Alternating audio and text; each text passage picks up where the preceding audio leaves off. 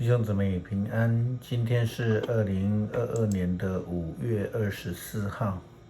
今天的经文是诗篇93篇，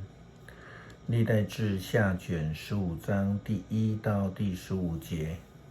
启示录第21章15到22节。今天要跟大家分享的主题是世境太平。大卫带领了以色列的军队，战胜了扫罗王的军队，那么一步的又一步的建立了以色列统一的国家，如同上帝应许他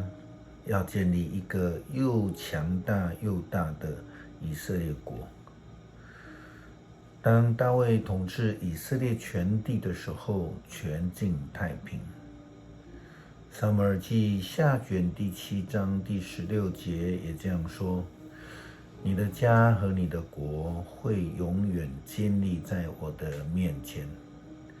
你的王位会坚固到永远。我们看到上帝应许大卫的王朝将被坚立到直到永远，但是只要大卫以及他的后代都遵守上帝的诫命，执行上帝的命令。圣经告诉我们，历代的犹大列王当中有亚撒，他在当王的时候，他做了非常重要的改革。在今天的经文历代志下卷第15章出现了这样的应许。亚撒从他父亲的王位继承之后，就开始了改革以色列人的信仰作为。从罗波安时期，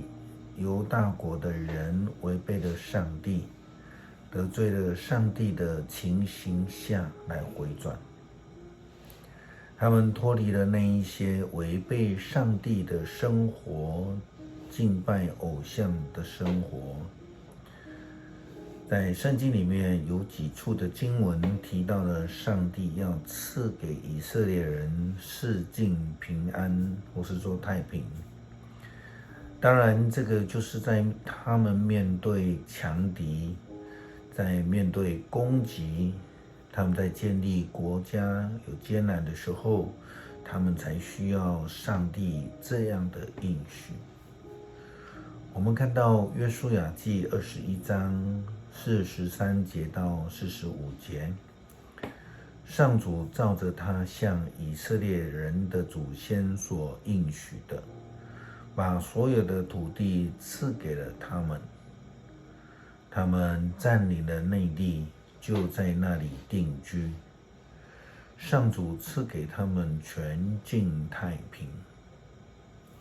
正如他对他们祖先所应许的，他们的仇敌没有一个能够敌对他们，因为上主把所有的敌人都交在以色列人的手中了。上主坚守他向以色列人民所许下的一切诺言。另外在列王记上卷第4章第24到25节，经文这样说道：所罗门统治幼发拉底河以西所有的土地，从幼发拉底的提佛萨一直到最西边的加萨城，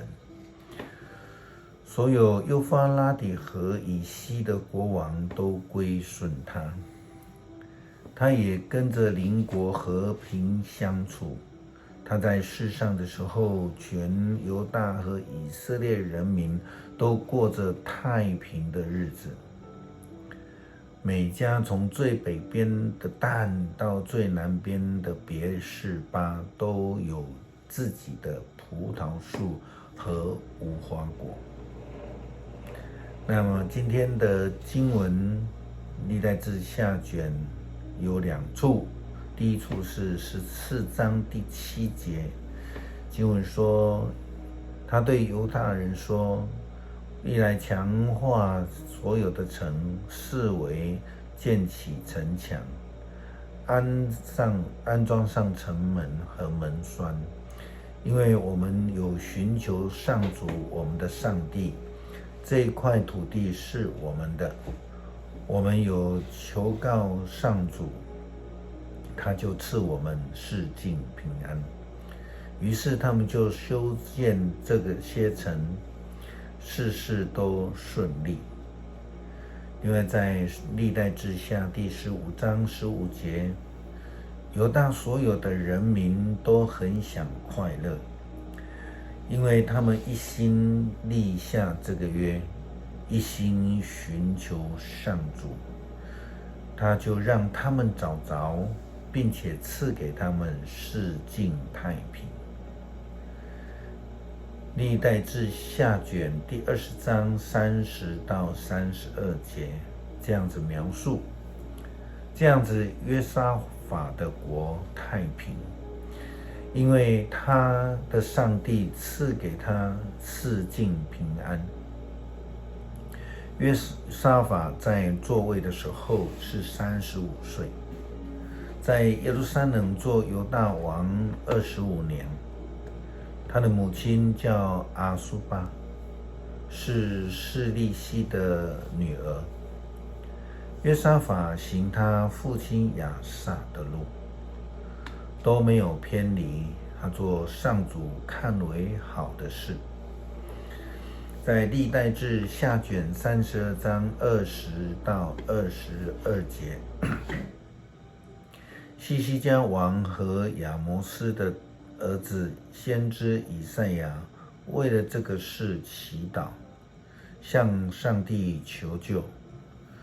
上主就差遣他们一个使者进入亚述王的营中，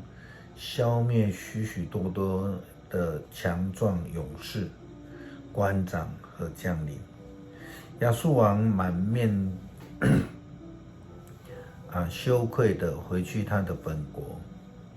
有一天，他进去他的神庙的时候，被他几个亲生儿子用刀给杀死了。这样，上帝解救了西西家和耶路撒冷的居民，脱离了亚述王西拿基立以及所有敌人的手，又赏赐给他们世境平安。因为上帝要求以色列人，也像在西西家王的带领之下，以色列人们开始行了上帝眼中看为正的事，离开了敬拜偶像的事情。上帝就使他们世境平安，离开邪恶的道路，离开偶像的崇拜，回到上帝的面前，才能领受上帝的救恩。这个道理其实是非常显而易见的。那么，到底偶像是什么？旧约的记载，旧约时代所提的偶像，大多数是在讲人手所刻的偶像，是看得见的这个。但是现代人的偶像却是许多看不见的。